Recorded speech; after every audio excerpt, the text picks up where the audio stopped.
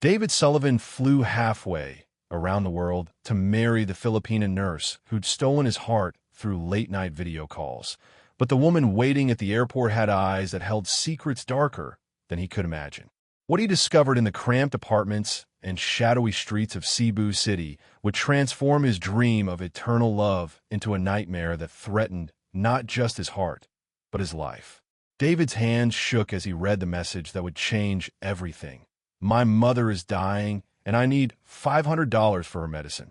The notification glowed on his phone at 3 a.m., pulling him from restless sleep in his empty Chicago apartment. For 6 months, Isabella Santos had been his lifeline, a beautiful nurse from the Philippines who called him "my king" and promised to build a life together in America. The 45-year-old construction worker stared at her photo on his nightstand. Dark eyes sparkled beneath perfect eyebrows, and her smile seemed to reach right through the glass to touch his lonely heart. He'd never had luck with women. His ex-wife Sarah had left him 3 years ago, taking half his savings and calling him boring on her way out the door. Isabella was different. She listened to his problems after long workdays. She laughed at his jokes. She made him feel like a man worth loving. Their love story began on a dating app called Asian Hearts Connect. David had scrolled through hundreds of profiles before Isabella's caught his attention. Her bio read, "Nurse seeking serious relationship. Family is everything to me. Looking for honest man to share dreams with." Unlike other women who ignored his messages, Isabella responded within hours. "Hello, handsome. I see your kind eyes in your photo," she wrote. "Tell me about your dreams." Their first video call lasted 4 hours. Isabella sat in what looked like a small apartment, wearing scrubs from her hospital job. Behind her, medical textbooks filled a wooden shelf. She spoke with a sweet accent, stumbling occasionally over English words in a way that made David's chest warm with protective feelings. "I work very hard at the hospital," she explained, tucking a strand of black hair behind her ear. "But I dream of coming to America, to start a family with good man like you." David found himself opening up about things he'd never told anyone. His fear of growing old alone, his regret about not having children, his worry that he wasn't smart enough or rich enough to deserve love. Isabella listened to every word, her eyes full of understanding. "You have beautiful heart, David," she whispered. "I can see it." As weeks passed, their connection deepened. Isabella would call him during her hospital breaks, sometimes looking tired from long shifts. She sent photos of Filipino food she cooked, asking if he would like to try it someday. She talked about her sick mother, who needed expensive treatments that her nurse salary couldn't cover. David started sending money without Isabella even asking. First $200 for her mother's medicine, then $300 for food when Isabella mentioned being hungry at work. When she cried during a video call about not having enough money for rent, David sent $800 without hesitation.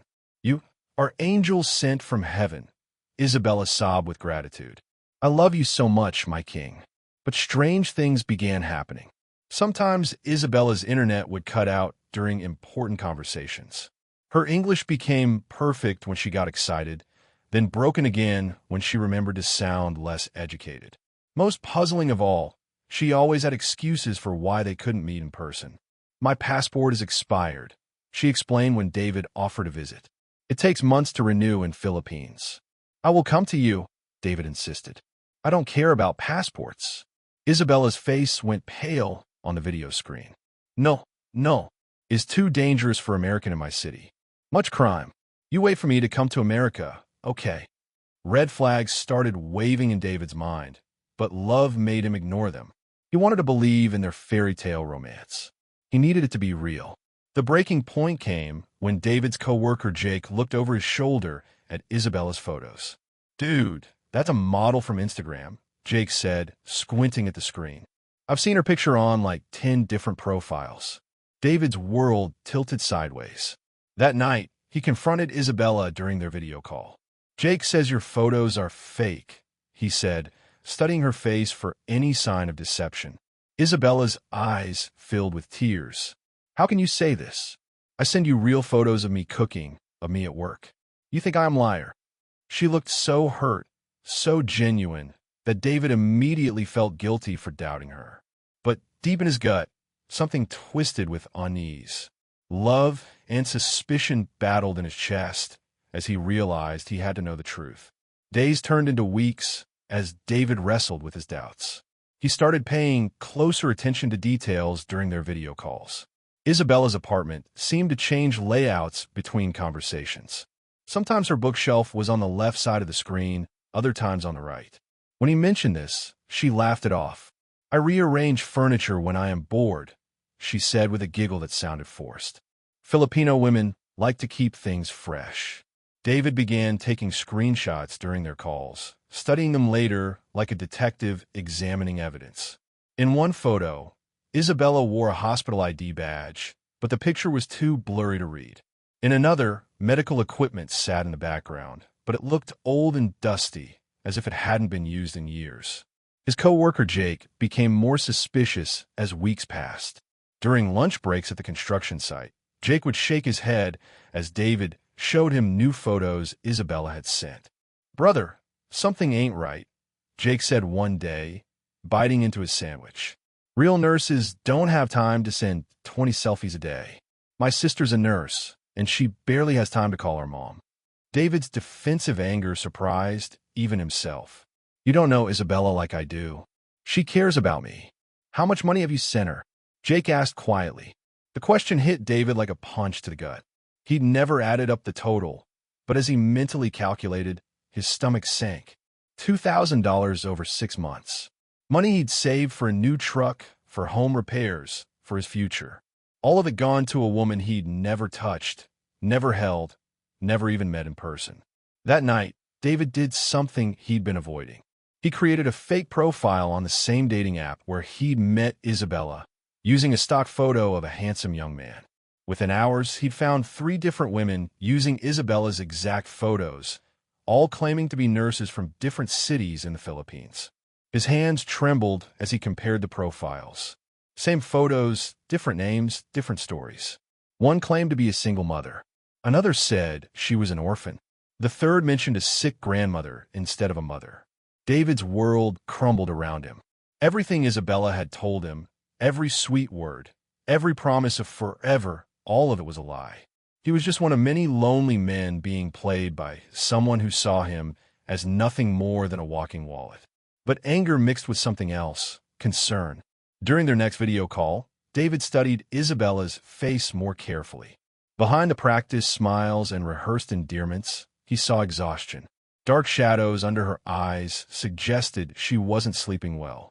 Her apartment, while clean, showed signs of poverty. Thin walls, a single electric fan, furniture that looked like it came from yard sales.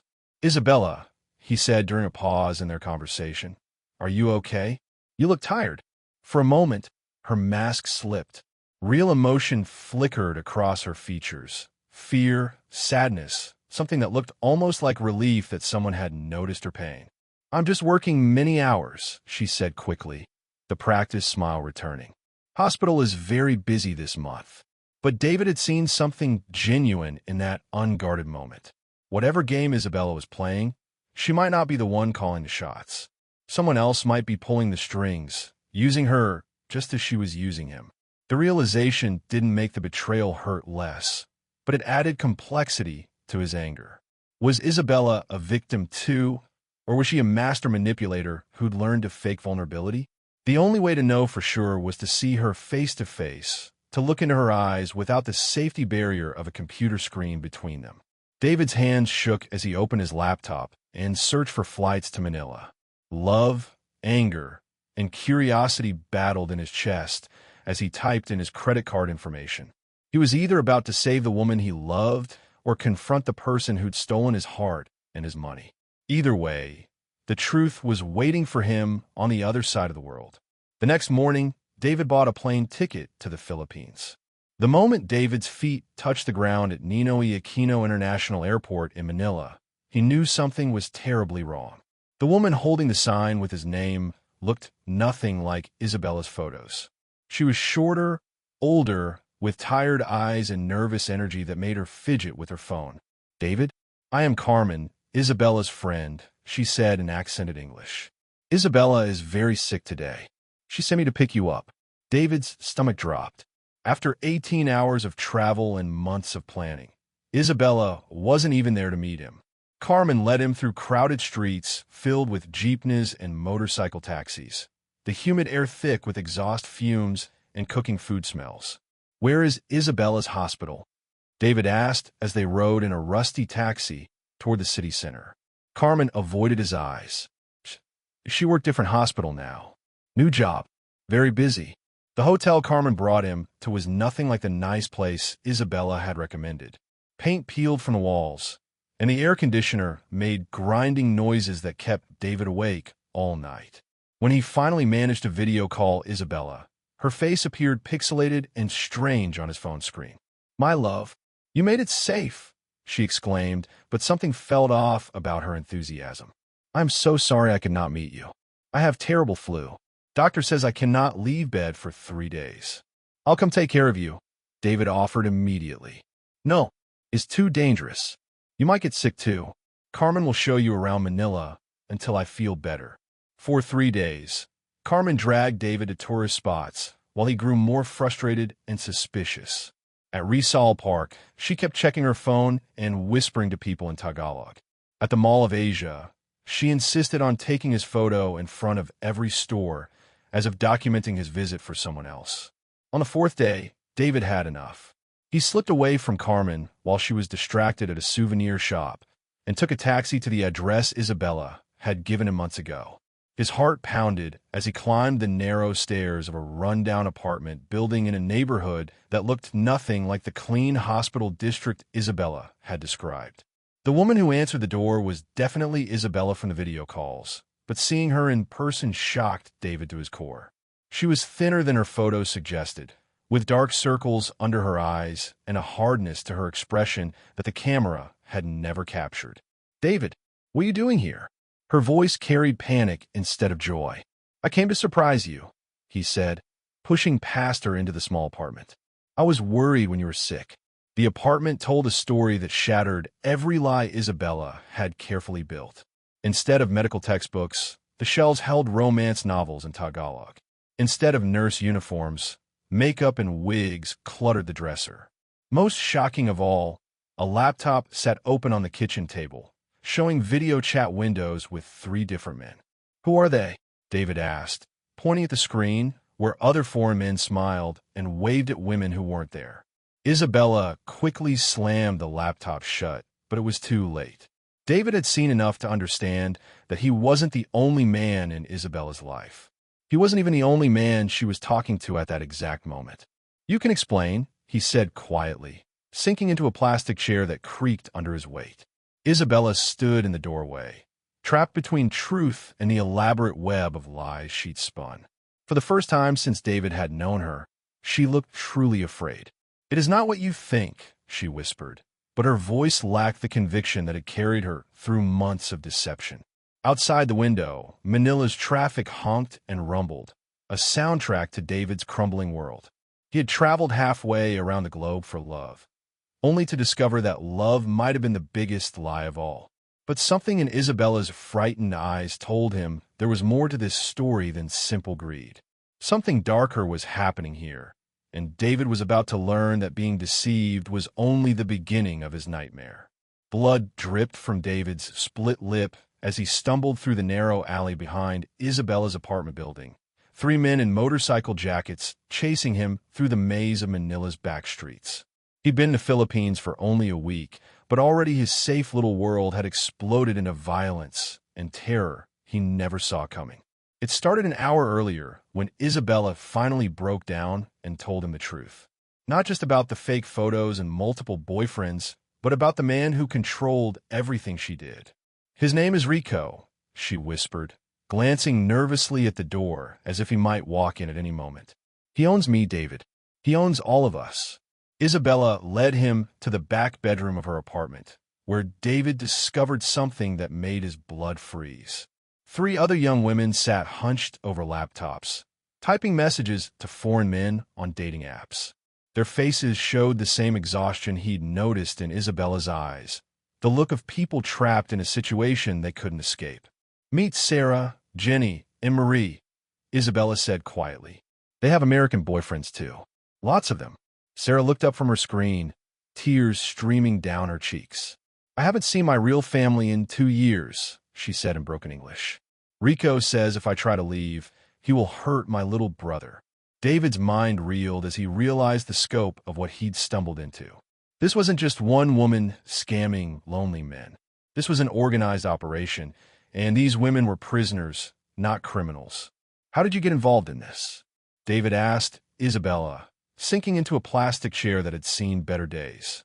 Isabella's story unfolded like a nightmare. She'd come to Manila from her village looking for work, carrying dreams of becoming a real nurse. Rico found her at the bus station, hungry and alone, and offered her a job and a place to stay. By the time she realized what kind of work he expected, she was already trapped. He has photos of my family's house, Isabella explained, showing David pictures on her phone that made his stomach turn. He knows where my little sister goes to school. He says if I ever stop working or if I tell anyone about this, bad things will happen to them. The other women nodded, each carrying similar threats that kept them chained to their laptops, pretending to love men they'd never met. We tried to run away once, Jenny whispered. Rico found us before we got to the police station. He hurt Sarah really bad. Now we're too scared to try again. David felt sick as he understood how completely he'd been played. But more than that, he felt angry. These women weren't villains. They were victims of something much worse than he'd imagined. We have to call the police, David said, pulling out his phone. No, all 4 women said at once, panic filling their voices. You don't understand. Isabella grabbed his arm. Rico has friends in the police. They'll just tell him what we said, and then... She didn't finish the sentence, but her terrified expression said everything. That's when they heard footsteps on the stairs outside. Heavy boots, multiple people, moving with purpose toward the apartment door. He's here, Sarah whispered, her face going white with terror. Isabella pushed David toward the back window. You have to go. Now, if Rico finds you here, he will kill you. I'm not leaving you, David said. But even as he spoke, he could hear men's voices in the hallway, speaking rapid Tagalog that sounded angry and threatening. Please, Isabella begged.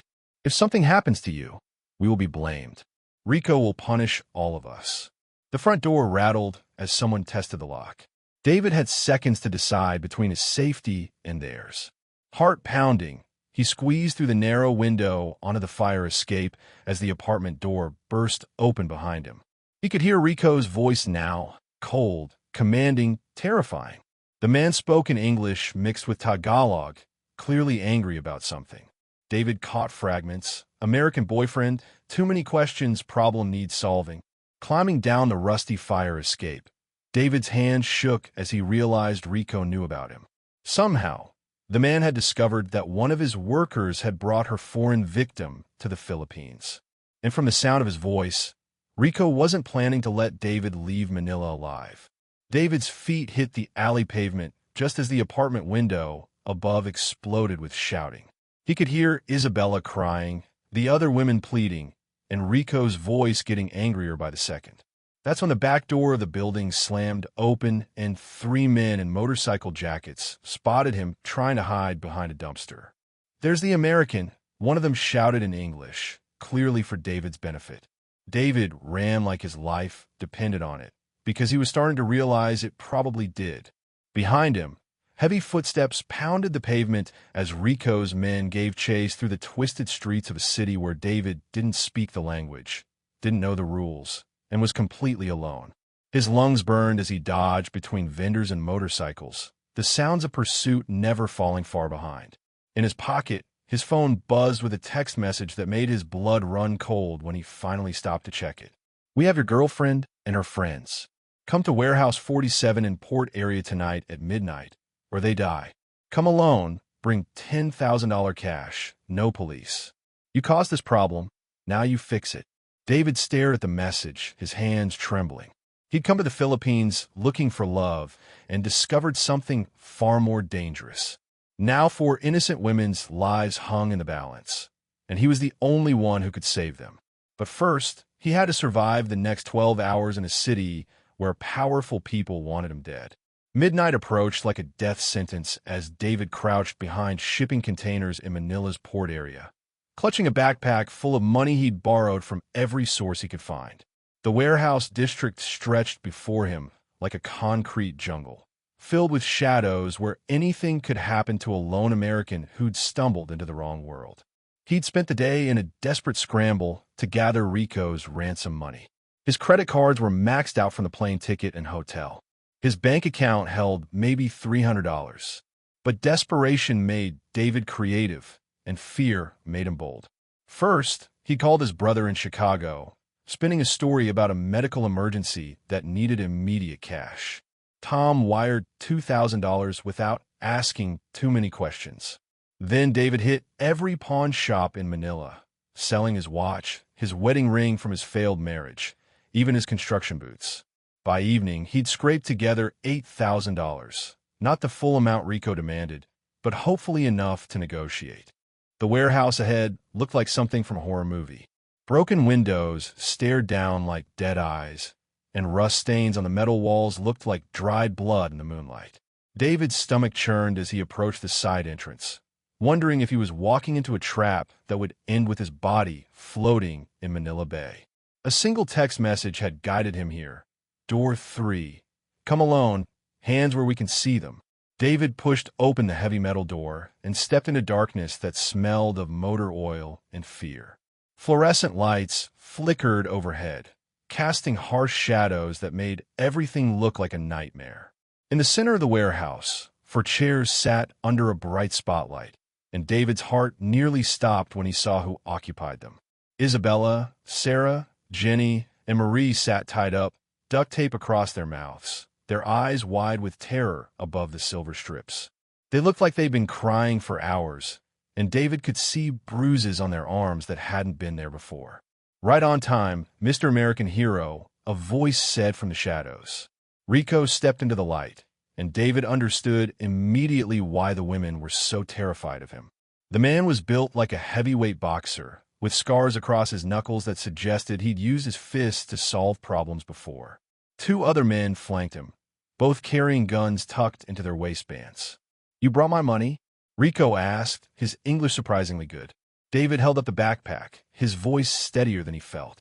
"I brought what I could. $8,000. It's everything I have." Rico's laugh was cold as winter rain. "Everything you have? Mr. David, you cost me much more than $8,000. These girls were making me good money until you came here asking questions." "Let them go," David said, stepping closer despite every instinct screaming at him to run. "This is between you and me now. You think this is movie? You think you're a hero who saves the day?" Rico shook his head. In real life, stupid Americans who stick their nose in other people's business just disappear. That's when David noticed something Rico hadn't seen. While the criminal had been talking, Marie had been working at the ropes around her wrists. Her hands were smaller than the others, and she'd managed to loosen the knots enough to slip one hand free. David needed to buy time and keep Rico's attention focused on him. "These women have families," David said, loudly enough to cover any small sounds Marie might make.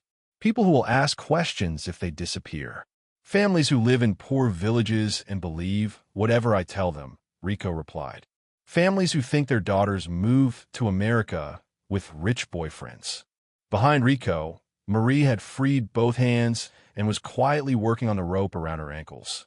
The other women watched with desperate hope as their friend inched closer to freedom. "What do you want from me?" David asked, taking another step forward. "First, my money. All of it. Then, you disappear. Maybe you have accident on the way to airport. Maybe you just never make it home to America. Depends on how much trouble you cause me." Rico nodded to one of his men, who started walking toward David with his hand on his gun. That's when Marie made her move. She sprang from her chair like a cat, diving for a rusty pipe that lay near the warehouse wall. But instead of using it as a weapon, she did something much smarter. She swung it hard at the main electrical box on the nearby wall. The warehouse plunged into total darkness as every light went out at once. In the confusion that followed, David heard chairs falling, men shouting in Tagalog, and the sound of running feet in all directions. "Isabella!" David yelled into the darkness. Where are you? Here. Her voice came from somewhere to his left. Follow my voice. David stumbled through the pitch-black warehouse, guided only by sound as chaos erupted around him. He could hear Rico screaming orders, his men bumping into equipment, and the blessed sound of the women freeing each other from their remaining bonds. A hand grabbed David's arm in the darkness. This way, Isabella whispered urgently. Marie knows a way out. They stumbled through the maze of the warehouse, following Marie's whispered directions toward a loading dock she'd spotted earlier. Behind them, Rico's voice grew more distant but more furious. Find them. They cannot leave here alive. David's heart pounded as they reached the loading dock, where Marie was already pushing up a rolling door that led to the port beyond. Moonlight flooded in, and David could see freedom waiting just yards away. But as they prepared to run into the night, Isabella grabbed his arm one more time. David, she whispered urgently, there's something else you need to know about Rico. Something that makes him much more dangerous than you think. 3 months later, David sat in his small Chicago apartment, watching snow fall against the window where Isabella's photo used to stand. The space on his nightstand remained empty now, not from bitterness, but from a quiet understanding that some chapters close not with anger, but with acceptance. The morning light filtered through his kitchen window as he prepared coffee, his hands steady in a way they hadn't been for years. The simple ritual of grinding beans, measuring water, waiting for the brew to finish. These small moments had become anchors in his rebuilt life. He no longer reached for his phone every few minutes, no longer felt the desperate pull of digital validation that had once consumed his evenings. The events in Manila played in his memory like scenes from someone else's life. After Marie's brilliant blackout plan, they'd escaped Rico's warehouse and made it to the American embassy, where David learned the full scope of what they'd stumbled into. Rico wasn't just running a romance scam operation. He was connected to a larger trafficking network that moved women across Southeast Asia like commodities. Isabella's final revelation in that warehouse had changed everything. Rico had been planning to sell all 4 women to buyers in other countries once their online romance schemes stopped being profitable. David's arrival hadn't just disrupted a con game. It had interrupted something far more sinister. The embassy officials had been surprisingly thorough. Within days, Philippine authorities raided 3 more locations, freeing dozens of women who'd been trapped in similar situations. Rico and his associates now faced human trafficking charges that would keep them imprisoned for decades. David had testified via video conference from the safety of the embassy, his words helping to build the case that would finally bring justice to women who'd been silenced by fear for too long. But testifying wasn't the part that had changed him. It was the conversation he'd had with Isabella before leaving the Philippines. They'd sat in a small cafe near the embassy, 2 people who'd shared an intimate deception now facing each other with complete honesty for the first time. Isabella looked different in the morning light. Younger, more fragile, but also stronger in ways that David was only beginning to understand. I want you to know something, she'd said, stirring sugar into her coffee with hands that no longer shook. When I first started talking to you, it was just another job, another lonely man to manipulate. But somewhere along the way, she paused, searching for words in her second language. You were kind to me, even when you didn't have to be, even when you thought I was lying. David had studied her face, looking for signs of another manipulation, another carefully crafted performance. But what he saw was simply exhaustion, the bone-deep weariness of someone who'd been performing for so long that she'd almost forgotten who she really was underneath. Were any of your feelings real? He'd asked, the question he'd been carrying since that first night in her apartment. Isabella had been quiet for a long moment, watching steam rise from her cup. I don't know anymore, she'd admitted. I learned to fake emotions so well that I stopped being able to tell the difference between what was real and what was performance. Maybe that's what this kind of life does to you. It makes you lose track of your own heart. That conversation had stayed with David through the long flight home, through the awkward explanations to family and friends, through the process of rebuilding a life that had been temporarily derailed by his search for connection. Now, months later, David understood that the real horror of his story wasn't being deceived by Isabella. It was how desperate he'd been to be deceived. How willing he'd been to ignore red flags, to send money to a stranger, to build his entire emotional world around someone he'd never met. The horror was recognizing how his own loneliness had made him vulnerable to exploitation, but understanding that vulnerability had become his strength. David had started volunteering at a local community center, helping teach English to immigrants and refugees. Many of them were women who'd escaped situations not unlike what Isabella had faced, trapped by circumstances, language barriers, and people who saw their desperation as an opportunity for profit. Working with these women had taught David something profound about resilience. They'd survived things that would have broken many people, yet they showed up every week to learn new words, to practice conversations, to build better lives one small step at a time. Their courage put his own struggles into perspective. His relationship with loneliness had changed too. The apartment that once felt like a prison now felt like a sanctuary. He'd learned to enjoy his own company, to find contentment in simple pleasures, a good book, a well-cooked meal, the satisfaction of work done well. The desperate edge of his solitude had softened into something more manageable, more honest. David still thought about love, about the possibility of sharing his life with someone. But his definition of love had evolved. Real love, he now understood, couldn't be built on desperation, his or anyone else's.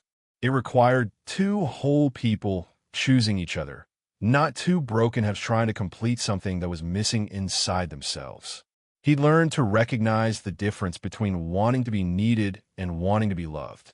The David who'd fallen for Isabella's manipulation had wanted to be a savior, a provider, a solution to someone else's problems. The man he'd become wanted something more mutual, more balanced, a partnership built on honesty rather than rescue fantasies.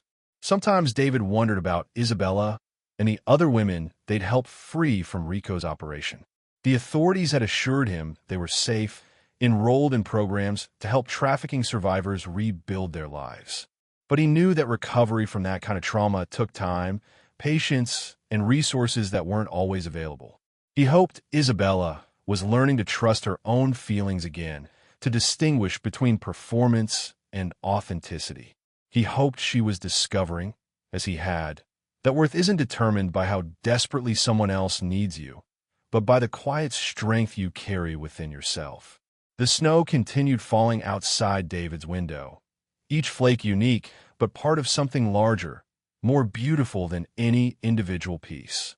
He finished his coffee and prepared for another day, not perfect, not dramatic, but genuinely his own. David had learned that the most profound transformations happen not in moments of crisis, but in the accumulation of small, honest choices made day after day.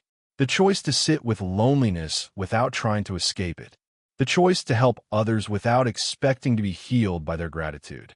The choice to build a life based on what he could give to the world, not just what he hoped to receive from it.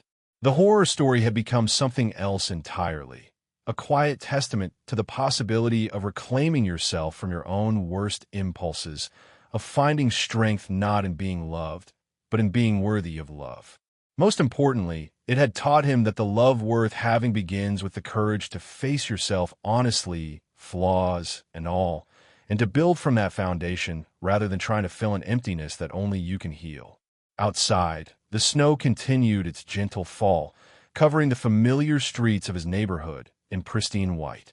David watched it accumulate, understanding finally that some of life's most valuable lessons come disguised as failures, and that sometimes the greatest rescue is the one you perform on yourself.